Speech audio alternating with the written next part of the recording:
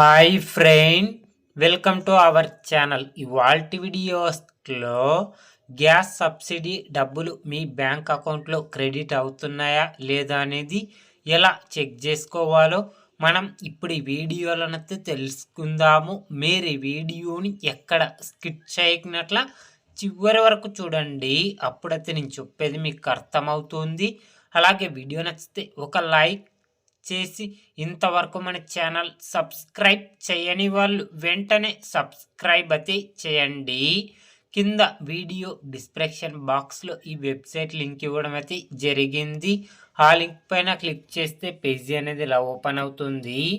తర్వాత ఇక్కడ ఎల్పిజి అని కనిపిస్తుంది కదా, దీనిపైన క్లిక్ చేయండి. తర్వాత ఇక్కడ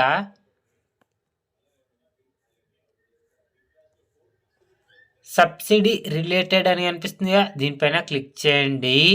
తర్వాత ఇక్కడ సబ్సిడీ నాట్ రిసీవ్డ్ అని కనిపిస్తుందిగా, దీనిపైన క్లిక్ చేయండి.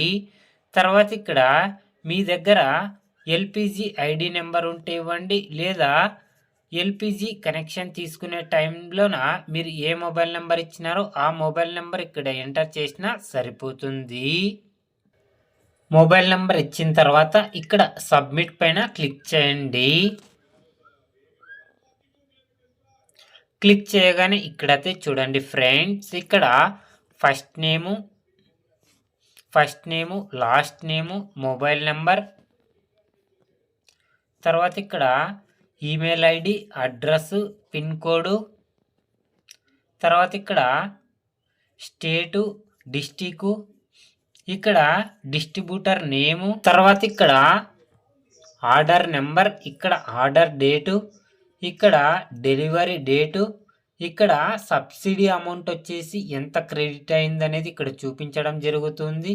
ఇక్కడ మొత్తం డీటెయిల్స్ అన్నీ రావడం అయితే జరిగింది. చూడండి ఫ్రెండ్స్, ఈ విధంగా అయితే చెక్ చేసుకోండి. ఇక్కడ సబ్సిడీ అమౌంట్ అనేది క్రెడిట్ కావడం అయితే జరిగింది. ఇలా ఈ విధంగా మీరే మీ మొబైల్లోనైతే చెక్ చేసుకోండి ఫ్రెండ్స్.